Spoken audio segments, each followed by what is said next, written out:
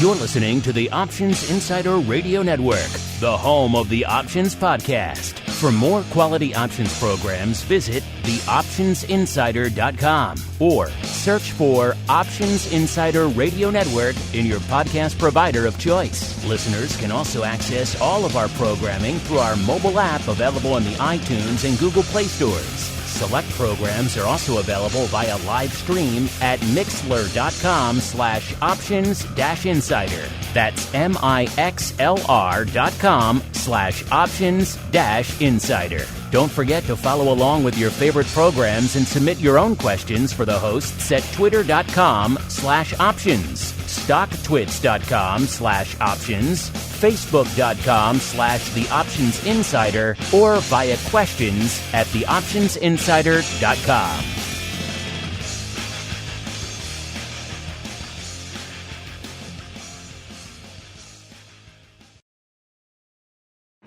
Bitcoin, Ether, Ripple, Litecoin, and more. Cryptocurrencies and other digital assets are taking the financial world by storm. This exploding market provides everything a savvy trader needs: volatility, volume, and liquidity. Provided you know how to find it. That's where we come in. Welcome to the Crypto Rundown. Each week, we'll break down the latest trading activity, trends, and developments on everything from coins to tokens, futures, and even OTC options. If it's moving the crypto markets, then you'll find it on the Crypto Rundown. Now it's time to dive into the exploding world of cryptocurrencies and digital assets. It's time for the Crypto Rundown.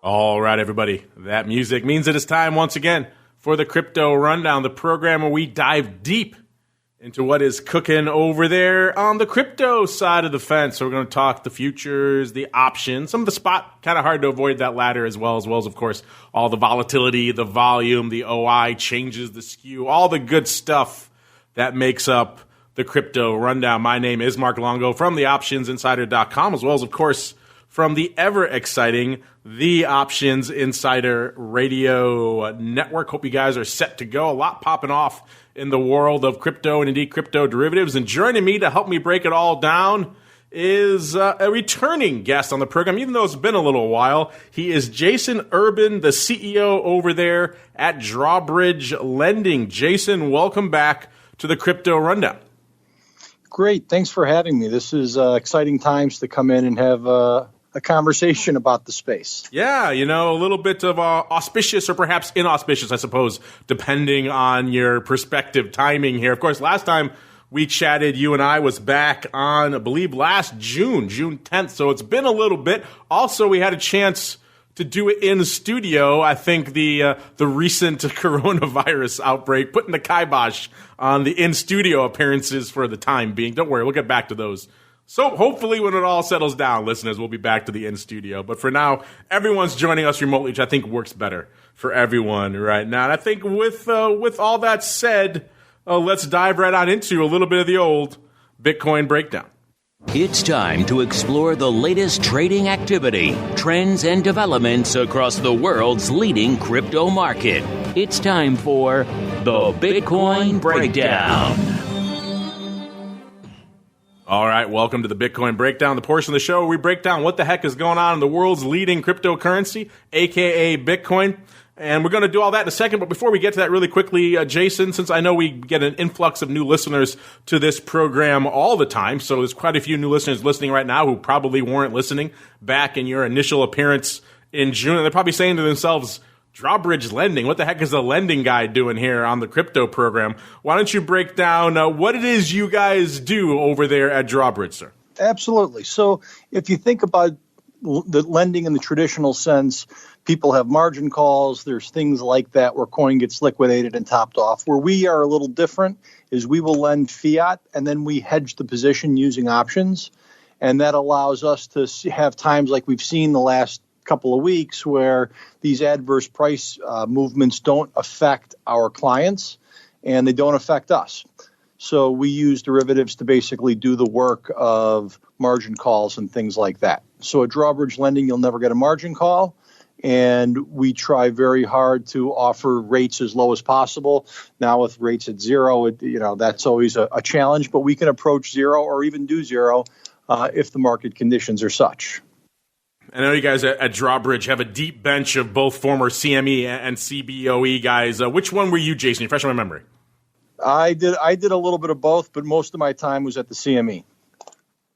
I won't hold that against you at all here, sir. But that of course puts our conversation in perspective. A lot going off on that neck of the woods here too. Let's kick it off without further ado here. A lot, I think, to put it mildly, listeners, a lot has been happening in the crypto space since our last program. Most prominently, we've seen this sell-off continue and indeed exacerbate. For a long time, the talking point, the question in the crypto world was, what really is it? Is it inversely correlated? Is it uncorrelated, the way a lot of people thought it was for some time? Is it positively correlated with the equity markets? A lot of people for a long time had kind of coalesced around that non-correlated, uncorrelated, really, that column. And yet, of course, I've often said many times on this program and others, you only have jokingly, when it all hits the fan, correlation tends to move to one. And unfortunately, for everyone who thought of crypto as an uncorrelated asset class, that's exactly what we saw over the course of the past week. A pretty massive sell-off.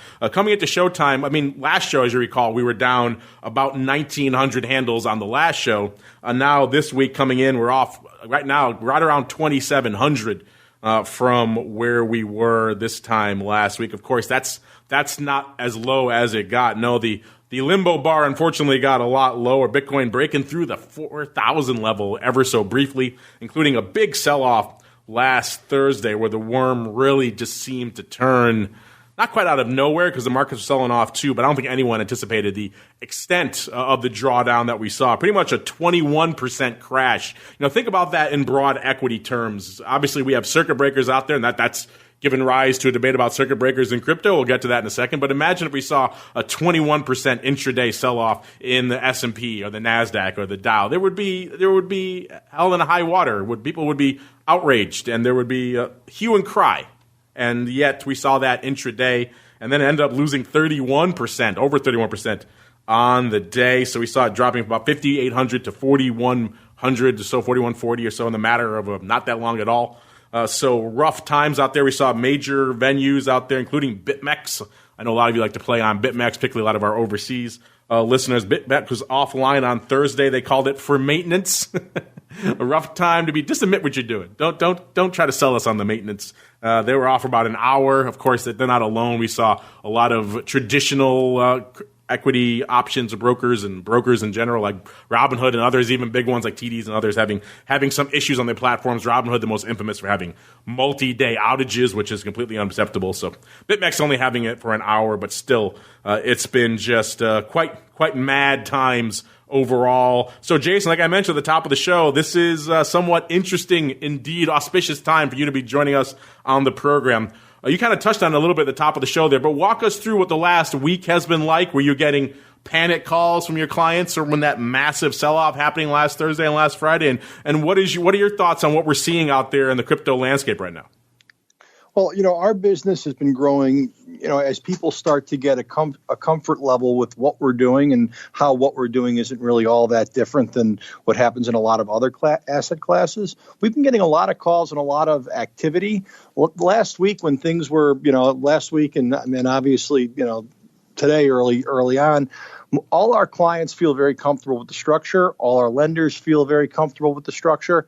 And so at the end of the day, we're not getting the panic. We're seeing people coming to us because they don't like the forced liquidations they're going through, in other aspects of the crypto universe. And so business has been pretty good for us. We're hedged. Obviously, anytime there's a massive dislocation like this, you always worry about your counterparties.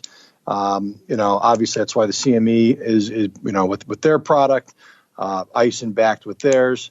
You feel more comfortable because they're there. But we've been pretty fortunate in that we do a very extensive credit check on our counterparties and make sure that the people we're trading with have the wherewithal to stomach these kind of moves.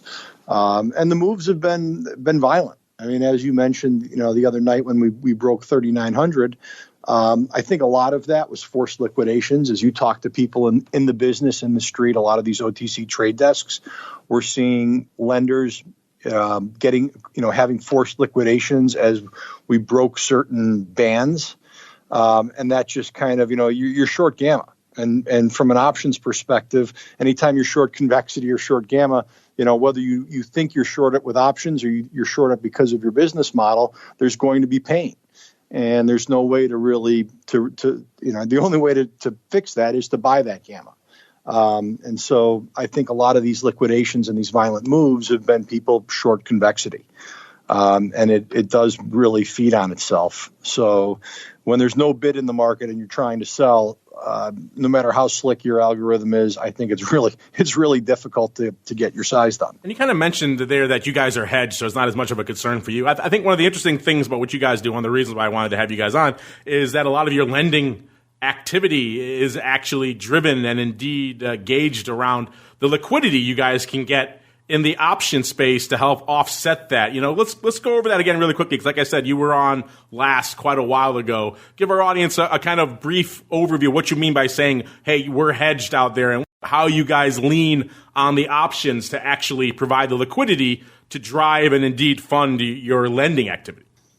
Absolutely. So if you're a holder of digital assets and you want to monetize and you need cash, you'll come and you'll ask for a loan to value. Some people will do the loan to value on a fully collateralized basis and it's 1-to-1, but then it gets kind of hairy there. What we do is we'll offer a loan to value in the 50 to 70% range. And then based on where we're making that fiat loan, we'll go out and hedge that risk in the market. And so from that standpoint, if let's just say Bitcoin is $10,000 to make the math easy, the good old days, right? If Bitcoin was $10,000 and a client wanted to borrow $7,000 against that, or a 70 loan to value, we would then loan them $7,000 and go out and buy that 7,000 put either on exchange or OTC with our vetted counterparties. And then what we do is we create some kind of income by selling a call. So we're doing a collar or structured product, and that allows us to create the income to buy the rate down low. It's a very old structure. Takes a lot of legal and regulatory oversight to get this done. It took us a long time to get that established. But by doing this, we can ensure that the client will never have a margin call. The loan is non-recourse, and the options are effectively what allows us to make the loan non-margin callable and also non-recourse, as well as a low interest rate. And, obviously these are somewhat unprecedented times for the markets. We've had multiple circuit breakers triggering in the broad equity space, volatility through the roof, VIX spikes, all just hitting ridiculous levels of volatility. We're seeing now trading floors shutting down. Most major options markets are going fully electronic for the most part, with the exceptions of a handful out there like Amex and the Pecos out there. So walk us through what it's been like for you guys trying to get your options hedges and your trades and your collars off in these environments. I know we have a listener question about this a little bit later, but let's just get to it now. What are you seeing out there in terms of liquidity, and how is that impacting what you guys are doing out there?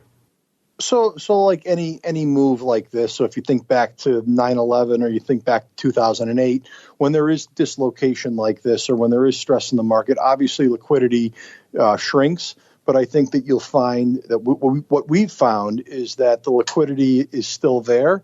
It just might be at a different price, or it might be in a different venue. So from that standpoint, it's you really have to kind of call around and look for it.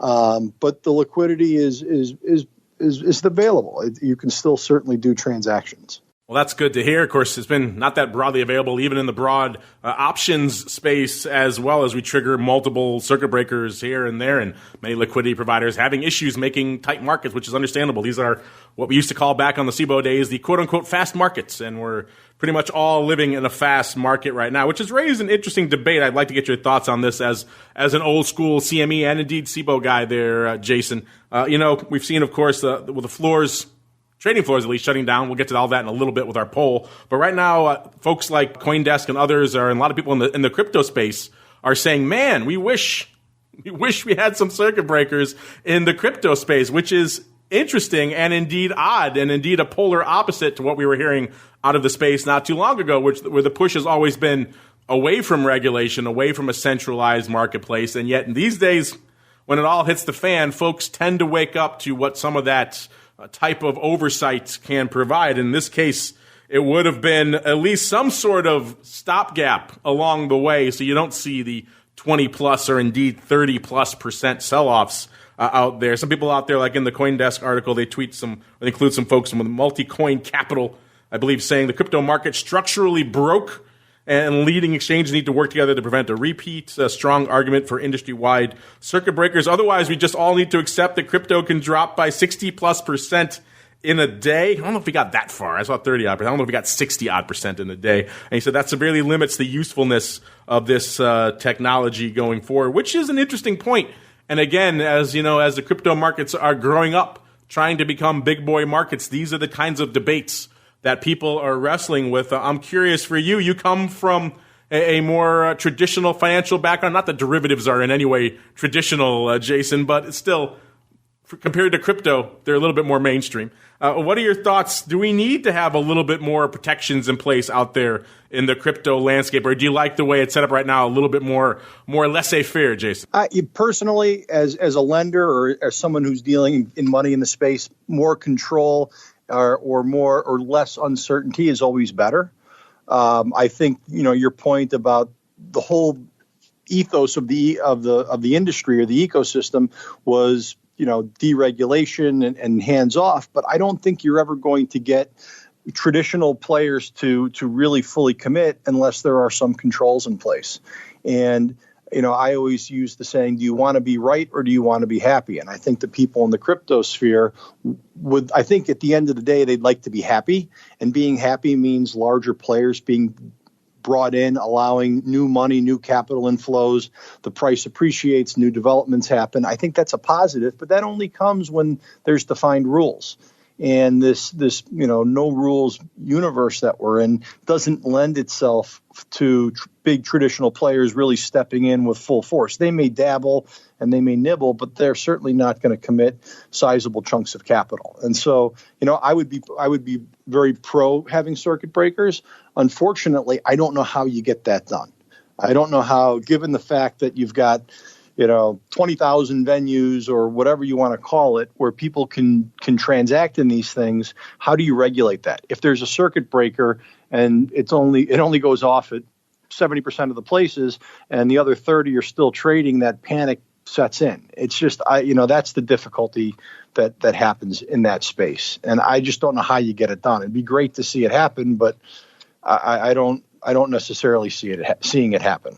Doesn't lend itself. I see what you did there, sir. I didn't know I was dealing with a punster here on the program. But you're right. We've heard this before from a lot of large institutional players and those who deal with those players, that we do need some more controls in place to really make it an accessible or indeed even a desirable playing field for some of these large players. And I know a lot of the crypto devotees out there, they like to say we don't need them out there. But if you want to have a really size accessible, liquid, deep marketplace, then you do need some of those players out there, and they require more controls than at least we've got right now. Just imagine if the S&P was off 30 odd % in a day, what kind of havoc there would be out there. So thankfully we haven't seen that in the broad equities, not quite there yet in the crypto space. What do you guys think? Do we need circuit breakers out here? Might be a good poll question for us. Once our other one expires on the trading floors, maybe we'll add that one out there this week. So many questions we can ask you guys this week. Let's get on out there to some of the analytics we're seeing out there, the vol and all the other good stuff. A lot of this data, courtesy of our friends over there at SKEW.com. Realized vol, as you might imagine, we're looking at a nice 30-day realized vol level. And we've been saying for a while that 30-day frame of reference hadn't really caught the beginning of all the madness, all the mails from all the sell-off. Well, now it has. We've ticked into the beginning of that because guess what? Our realized vol is up quite a bit since last show. It's up to about 187%. That's up from 54% last week. 1 year-on-year realized vol also up to about 87%. So it's a very structurally volatile instrument these days. Bitcoin 30-day implied, so what the options markets are actually pricing in from an implied volatility perspective is at a similar level. It's up to about 168% from 66%. That's kind of scary when the realized is over the implied, but that's kind of where we found ourselves briefly out there in the Bitcoin land. Let's look at the volume out there on some of the biggest venues like DERIBIT. Big days out there. The biggest day was on the 12th, not surprisingly, last week. That's on Thursday, where we saw 248 million worth of notional changing hands. Prior to that, it was far less than that. So our 30 million benchmark getting blown out of the water out there these days on the 12th. The 12th also a good day for the OK exchange, OKEX over there. Did about 43 million. It's pretty much double what their previous record for notional was as well. Kind of a light day on the 12th for CME Bitcoin options, only about 1.2 million in notional going up out there. Other big days for Deribit over the past week. On the 13th, which is Friday, they did about 98 million. So far cry less than Thursday. And on the 9th, Monday, when we opened up down for the first time, that's when we saw 170 million worth of notional hitting the tape. What are the big prints there over the course of the past week? One of the larger prints, nearly 400, not a ton, but still a decent-sized trade for Bitcoin options out there, was the March 1,400 calls. Paper selling those. Maybe some overriding going up against one of your callers there, Jason. Who knows? But that went up on the 14th. For when Bitcoin, well, it was at the price they got, again, shows how little value is in these calls, 0.0005 Bitcoin. And this went up when Bitcoin was at 53.82. Also saw about 100 of the March 1300s going up at around the same time. Paper also selling those. Look, they may be selling a bit of a strip there. And that's not far enough out for you. They also went out to April on the same day, right around the same time, and did 100 of the April 24,000s. They didn't get much for those either, though they got, looks like, a similar level for this price, the 0.0005 Bitcoin there as well, at a similar level, which is interesting. You could sell the April 24,000s for the same level as the March 14,000, a 10,000 handle difference there. Interesting stuff. The big trades on the tape today out there in Deribit land. March 4,000 puts. Again, we broke that level last Thursday. There's over 1,000 of those have gone up. About 1,100 have gone up on Deribit so far today. 526 also the March 7,500 puts. Now pretty deep in the money puts. I'm going to guess some of those probably closing. And the March 32 half puts. If 4,000 is not bearish enough for you, the March 32 half puts going up nearly 500 times today as well. SKEW, as probably could guess, puts firmly leading the dance. It was negative, which indicated the calls were in the favor. Now it was positive last week to 5.1%, which means the puts were leading the dance this week up to about 10.5%. So puts still firmly in charge. I don't think that's going to surprise anyone out there. The call to puts taken over, as you might expect as well. Last week calls were just ever so slightly in charge, about 55%. Now they're down to 45%. So puts leading the dance out there. Open interest numbers out here. Kind of been interesting to watch. They've kind of fallen off from late or early to mid-March, really. They're still looking pretty good, but not at the levels they were north of 800 million just a few weeks ago. Right now, Deribit still the number one with about just a tick, a couple of million shy of 500 million. So we've got around $500 million for Deribit. Then we've got number two, actually OK Exchange, taking that number two spot away from LedgerX with about 44 million. LedgerX number three now, 26 million. And then CME at number four of these big venues that Deribit, or I should say SKEW at least tracks, 8.5 million, and BAKKT 155,000. We'll have to get OI numbers from BITMEX out there so we can kind of compare and contrast them in there as well. But they're not included in this data, unfortunately. Moving on down to Bitcoin options. Oh, before we get to that, where the largest OI is centered right now out there in Bitcoin options across all the venues. It's end of March contract with nearly 45,000 open across all of them, which is slightly more than last week. Not a big change there. So it's still pretty much all March all the time. The next largest contract in terms of OI is the end of June contract with about 23%, or should I say 23,000 contracts open there. Over there on CME land, again, a quiet week on the options front. We'll get to the futures in a second. A little bit of a different story there. But the biggest day was on the 9th. That's why I mentioned kind of the volume they did back then here with, I don't have it here, but yeah, the volume they did on the 9th in terms of notional was a little bit north of 2 million. Looks like about 2.25 million or so, 2.1 million out there notional. That was the biggest day. Even on Thursday, they didn't do a ton. They did shy of 2 million, about 1.25 million notional. And so far on Friday, they did a similar level, a little bit shy of 1.5 million notional. Worth noting, the big trade out there on CME on Friday was 51 lot of the March 5,000 put. So if you're curious what was going on out there, that's what's going on out there. Going out to the futures, pretty decent volume on the futures. Remember, it's been a weird narrative for a while. The futures weren't doing much and the options weren't doing much. It was kind of strange. Now the futures are backlighting it up again. Almost 15,000 on the tape today. Thursday and Friday of last week were pretty active days, both doing about 18,000. And Monday, the first big sell-off day, you saw about 11,000 contracts on the tape. Heading on out to BAKKT land, our friend the BAKKT volume bot showing us here for the week. Total volume about 46 million in terms of notional. The max open interest that's actually off 11%, and the max open interest off 13% down to 8.1 million out there in BAKKT land. And the options pretty anemic, about 133,000 I think in open interest. That's not stopping BAKKT from raising a ton of money though. They raised 300 million in a new funding round to continue developing their digital asset services. Said their new CEO, remember their previous CEO is now a U.S. Senator from the state of Georgia. They say they closed the funding round on March 13th. They've now raised $482.5 million out there. And again, comes from, not surprising, a lot of it from their parent company, ICE, but also Microsoft Venture Capital and a few other, Boston Consulting Group and a few others out there as well. So BAKKT not doing a lot of volume, but certainly raising a heck of a lot of money. So raise a lot of questions of what they're going to put that money towards. Certainly poised to do some paper out here. I know, Jason, you play a lot in the listed space on the options side. Have you been, since you've been on, we've seen back in June, we've obviously seen the launch of the CME Bitcoin options. We also saw, since you left, the departure of SIBO from the Bitcoin future. So a little bit of interesting developments on the listed derivatives front in the crypto space. I'm curious your thoughts on what we've seen so far on both the CME Bitcoin futures, which were doing really well, gangbusters, and kind of dried up for a bit, and now are doing well again, and the options, which never really seem to have found their footing yet. Are you surprised by either of those? No, not at all, to be honest with you. I think on the future side, you're seeing a lot of these liquidations, and people are using the future as the easiest, fastest way to enact that. And so that's why I think the future volume is growing. As far as the options volume, we know a lot of the professional trading groups who you would know from, the CME and SIBO days of options trading are now starting to foray into these listed options on exchange. I think the timing of this meltdown, when you're looking at the space and it's all hands on deck, the new product sometimes gets pushed to the back. And I think in time you'll see, similar uptick in volume in the option space as well.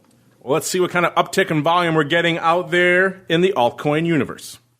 It's time to move beyond Bitcoin and find out what's moving the rest of the crypto marketplace. It's time to boldly venture into the altcoin universe. All right, everybody, welcome to the altcoin universe, the portion of the show where we break down everything going on outside of the world of Bitcoin, except for right here where we break down the top 10. Remember, the overall market cap numbers, take these with a bit of a grain of salt, maybe a large grain of salt. But still, I think percentage-wise, they're kind of interesting. A lot of moving and shaking going on in the top 10 out here in crypto land. As you might imagine, over the course of the past week, we're seeing the market cap of Bitcoin slashed, I think is a technical term. It's down to about 92 billion right now, just closing on 93 or so. If you're curious, frame of reference, it's at its highest, at its peak, it was 241 billion. So way off those highs out there right now, but still closing in on 100 billion out there for the number one spot. Number two, ETH, another one that has fallen off quite a bit. We'll get to that in a second. It's about 12.6 billion. Then XRP. Oh, how the mighty has fallen. XRP, we were talking not too long ago. Is it going to break 30 to the upside? Nope. Now it's threatening 10 cents to the downside. 6.3 billion there. Number four, Tether, 4.6 billion. Number five, Bitcoin Cash, about 3.2 billion. And then we drop off there. Number six, Litecoin, a little over 2 billion. Seven, Bitcoin SV, with about a little bit over 2 billion as well. Number eight, EOS, 1.7 billion. Number nine, Binance Coin, about 1.5 billion. And round out the top 10, Tezos, 950 million out there. If you're curious what some of the better performers were out there in the Litecoin space, it was actually Leo. Not a coin I watch on a very regular basis, but they managed to buck the trend, only lost about 3% when everything else got pretty much annihilated. So it briefly, I think, even crossed into the top 10 in market cap out there. So interesting from that perspective. Let's get out there to the number one altcoin out there, which is, of course, ETH. ETH taking a beating coming into Showtime was at about 112.5 or so. That puts it down, about 82 handles from where it was last time. Last show was threatening 200. Now well shy of that there. We don't have a chance to really parse. We can do it maybe live here really quickly on the show if we have it up here. Do a little bit of the ETH analytics. Again, you can find all this courtesy of our friends over there. SKEW land is head on the drop down and hit the Ether options as opposed to the Bitcoin options. Let's look at open interest right now in ETH land at about 28 million for the options. That's actually not bad. Given what we've been seeing out there overall volume-wise. The big day for ETH options on Deribit, at least, not surprisingly, the 12th, Thursday, 12 million notional. That's pretty high for them. They've been averaging, that's about 3x their ADV of late, so that's a pretty aggressive day. Every other day was pretty much at that ADV or maybe a little bit shy of it. In terms of vol out there, just look at the 1 month implied, you're at about 182%. That number sound familiar? That's kind of what we're seeing across the board here for Bitcoin and for ETH. They're both hovering around that level. And the 1 month realized out here in ETH, even higher, nearly 240%. The 1 month SKEW, kind of similar to Bitcoin, right around 10%, 9.2% positive. So that's in favor of the puts out here. And really quickly, let's look at some big trades. Actually, size-wise, we're seeing some bigger trades. Now, this is a smaller contract, mind you, than the Bitcoin contract. But the big prints out here, there's some 1,000 lots. Paper buying the 280 calls. In case you're wondering, like I said, Bitcoin company Showtime was at 112.64.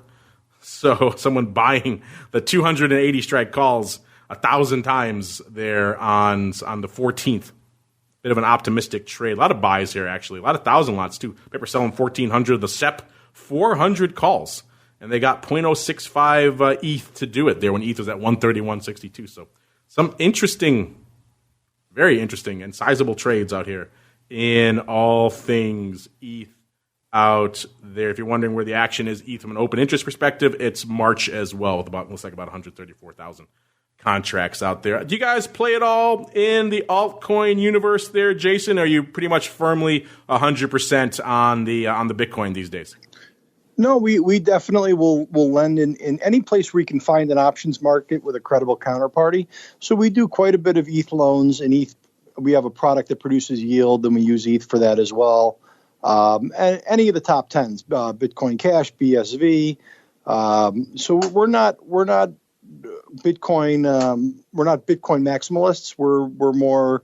We want to provide a service, and if somebody has value in a digital asset, we have ways to help unleash that. And so, yeah, we'll deal with altcoins. We'll deal with anything. So obviously you got a pretty decent options market. I kind of just broke it down there for ETH. Once you get beyond ETH, though, it's got to get a little tricky. Walk us through how difficult it can be to put together some hedges in some of these other altcoin where, shall we say, the options market for hedging not as robust. No, it is not as robust. And it's kind of more of a maker's market in that sense. So, if we have a client who's long a particular holding and is looking for some kind of a loan or some kind of a yield, we're able to call around and ask around. And there are a handful of respectable counterparties that will do that. But it's certainly not nearly as liquid as you'd see, in, say, Bitcoin or even ETH, where, after that it falls off drastically. And so it's few and far between where you'll find guys that are willing to step in and do something. Yeah, you probably have to hold their feet to the fire out there a little bit. I have to know, I'm curious, XRP obviously getting annihilated again this week, down about 6 cents. It's around 14 cents or so. So forget the 30 cents to the upside. It's down around a dime now. You're threatening to the downside. I'm curious. Are there people calling up do you guys have to go try to source options liquidity in XRP? Kind of hard, I'd imagine, in the 14-cent contracts, sir. You know what? But surprisingly, we have quite a few people who do. So we have a lot of holders who have large XRP holdings and are looking to monetize that, or do some kind of call override or some kind of a structure that will give them yield as well as a little bit of a protection. And so, from that standpoint, we do have people that are asking for it all the time, and we go and ask our counterparties if it's something that they'd be interested in. Wow, you guys are out there sourcing options liquidity in XRP. I got to imagine a lot of those are on the protective side, maybe around the 10 cent. Hopefully they hedged at 20, maybe even 30 cents if they were savvy. I got to imagine a lot of those are leaning towards looking for some downside, sir. Yeah, you have that or yield because they're sitting on large holdings. One of the difficult things on the XRP universe is it a security? Is it a commodity? And, where the SEC falls. It's very easy with Bitcoin, obviously, and then to some extent with ETH. But then when you start to fall into those other categories, we have to be very cognizant of what we're doing regulatory wise, because securities laws are a lot different than commodities laws.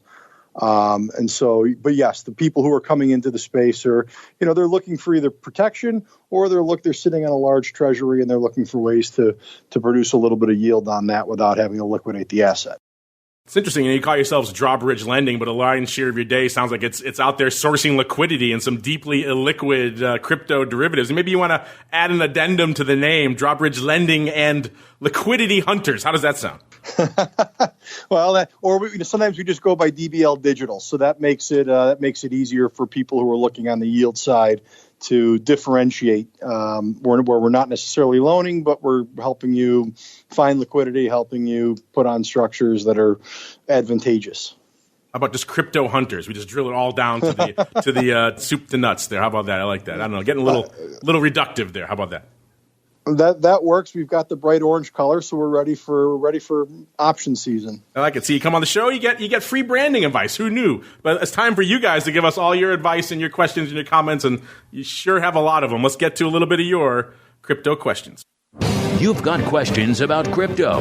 Who doesn't? It's time to find out the answers to your crypto questions.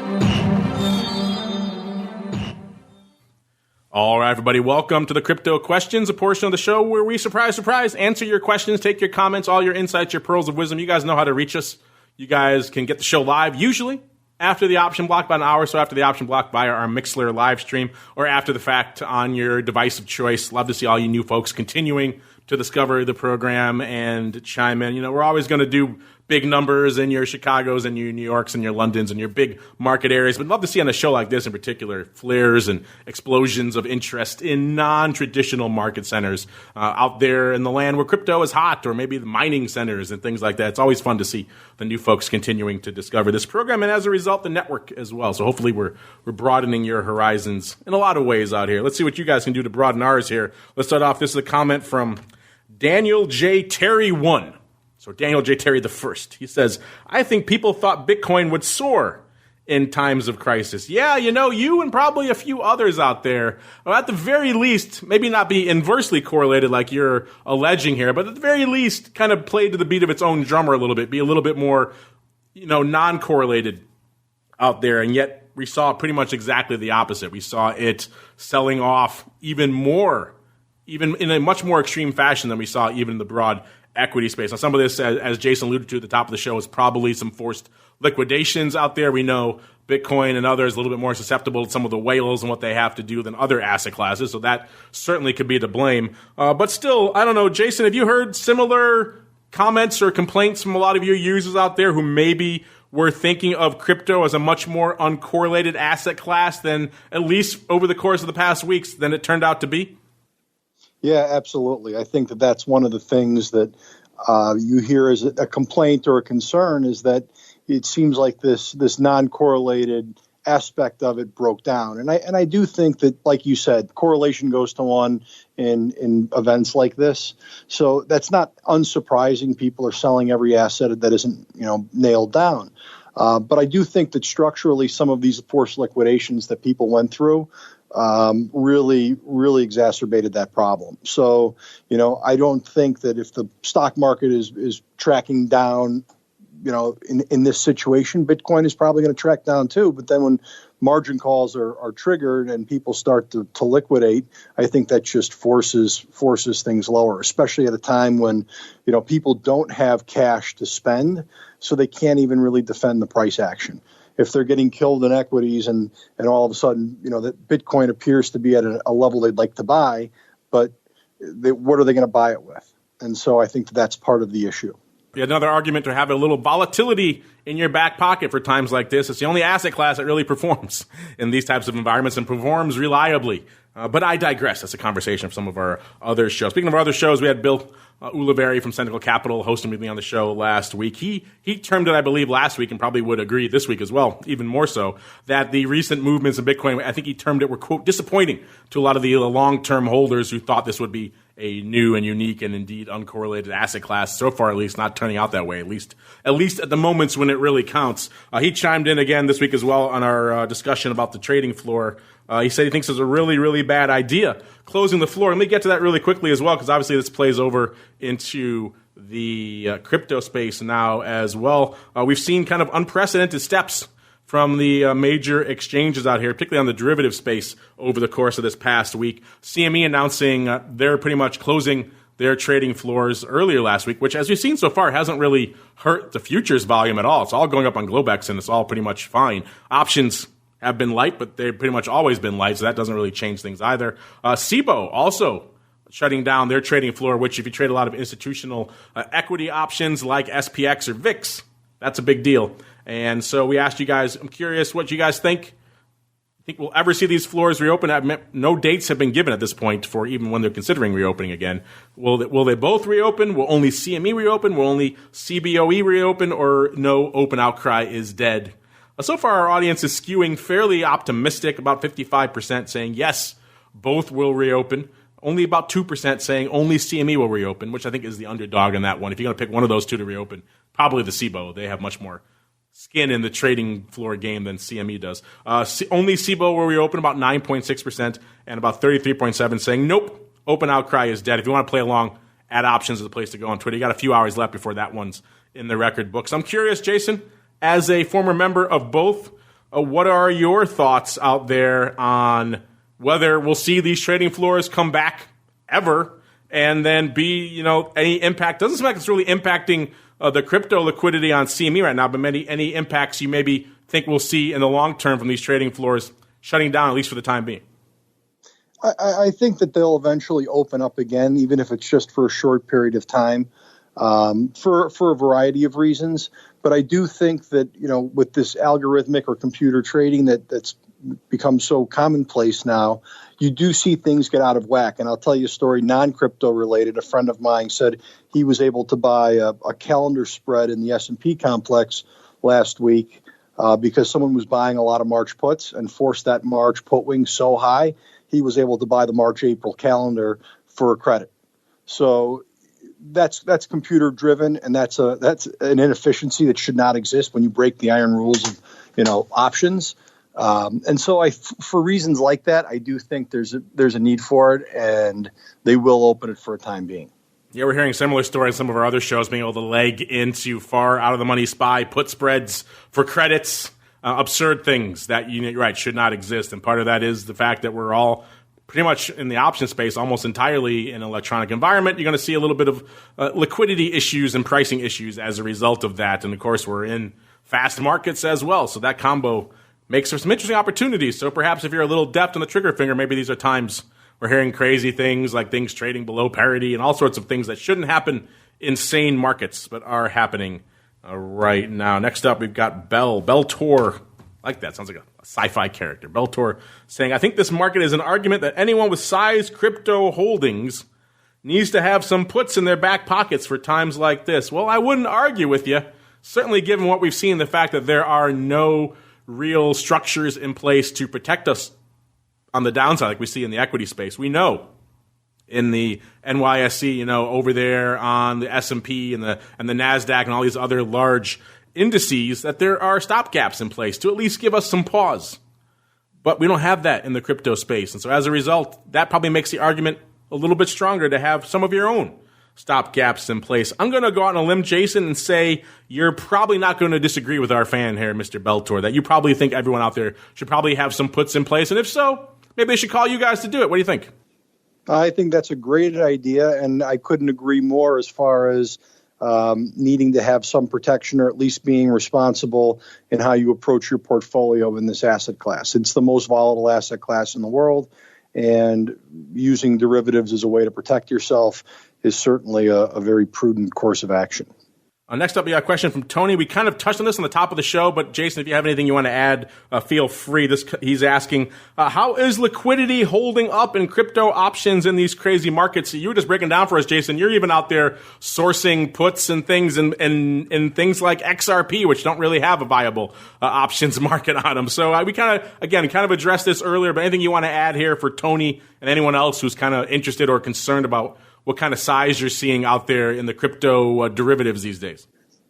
Well, like anything, your volumes your liquidity tends to shrink in times of stress like this. But I think that it's growing, and I think it's going to continue to grow because traders are opportunistic, and they will find areas where, when you're looking at an implied vol or a realized vol that's north of 100, that can be attractive to a talented trader. All right, we've got time for a few more here. Let's go to Bitman, or maybe Bitman. Likes his bits. Bitman says, can you discuss OKEX options trading on the Crypto Rundown program, please? Thank you for your fine program. Well, we kind of did that earlier on the show there, Mr. Bitman. I can break it down for you again if you like here really quickly. I mentioned the big day for the OKEX folks was last Thursday. Seems like they did their biggest day ever, did 43 million worth of notional out there. If you're wondering, the previous most active day was on Monday with about 25 million, and then it kind of falls off a little bit from that. 21 million on the 13th on Friday as well, and they're doing so far today about 17 million, so a pretty decent day out there for the OKEX folks. You got to go all the way back out to February 26th to find another day of about 17 million out there. So they're coming online. Back on the 16th, they did about 3.7 million worth of notionals. So February. So in about exactly a month, they've done quite a bit. Their notional has grown substantially. While we haven't seen similar growth out of CME. I thought we'd see a similar trajectory on the CME contracts. At least so far, we haven't. So interesting stuff out there. But yeah, 43 million on the tape out there. Again, we don't talk about it as much on this show because it's a difficult venue for a lot of our U.S.-based audience to really access. And if you have to tunnel in with the VPN and do some of the other things, I know they're doing some workarounds to try to make that more viable for U.S. audiences, but for now it's still not exactly a big venue for the U.S. audience. We don't talk about it a lot, I should say, but the volume's growing. They've usurped LedgerX as the number 2 venue out there. So it's definitely one we're going to keep an eye on there, Bitman and everyone else out there who's interested in such things. Nance wants to know, why no BAKKT paper? I'm assuming you mean the options? And yeah, let's pull it up really quickly to see how much BAKKT has going on from an options perspective. And you know what? It's pretty hard. It's pretty much, for most of these days that they have data on, it's pretty much zero. So there's really no notional trend. I think there's about 100. Let me pull up the OI really quickly. Yeah, from the OI on BAKKT is about 155,000 worth of notional, not contracts. That's notional value, so not even a million. So it's pretty much non-existent right now. They just raised 300 million, so they have some assets to put to work to try to grow that. I'm sure that's what that new CEO wants to do. They were first out of the gate to beat CME to list a physically, or anyone really list a physically delivered or settled type contract from an options perspective. So interesting stuff out there. Whether or not they can persist, I suppose, will be interesting. Maybe LedgerX might have been in that dog race as well. Opponent, we'll have to see timing-wise. But they certainly beat CME to the punch in terms of listing options out there. And unfortunately, they got a lot of excitement when they first listed, and that was kind of about it. All right, let's wrap it up with a comment. A lot of people can probably get behind this from listener Jay Bread. I like that, Jay Bread. He's saying, I'm tapping out of crypto for a bit until things get less volatile. I can't fault you for it. I could argue with you, say, hey, stay in, put your hedges on, but the hedges are going to be very expensive right now. The horse has kind of already left the barn in that capacity here. So if you're out there and you're taking a little bit of a break, I can understand it. It's also a good time if you are savvy, if you are deft, if you're quick on the trigger finger, to be able to look for some interesting opportunities because they are there. But again, these are very short term. I only really recommend them for the more adept, the more astute out there, particularly in the derivative space. So if you want to just sit back and cash for a little bit and let these markets settle down a little bit, I certainly wouldn't hold it against you out there. All right, and hopefully you won't hold it against us. So that's the end of our show. You guys, I know, love it. You want more every week. You want longer shows and all that stuff. We'll get you more. Don't worry. other shows popping off on the network to keep you busy as well. You know where to find all those. TheOptionsInsider.com is the place to go, or just find us on your favorite podcast provider of choice, your iTunes, your Pocket Tunes, your Spotify's, wherever you want to go. You can just get this show. You can get the full network up to over a dozen programs at this point. So we'll keep you busy. We'll keep you informed, hopefully a little bit entertained as well here in these mad markets. We all got a little bit more time on our hands as we're all kind of self-isolating. So, hey, we got a podcast for that. So check it out. Got more than a few. Keep you entertained, informed, see what's going on. If you're worried about volatility in any of these markets, we got you covered. And before we go, let me go back and thank our guest, Jason, here from DRAWBRIDGE Lending. Jason, if folks are intrigued by what you do and judging by their feedback, it sounds like they are intrigued in that neck of the woods. They want to come over to DRAWBRIDGE Lending, or as we're calling it now, Crypto Hunter.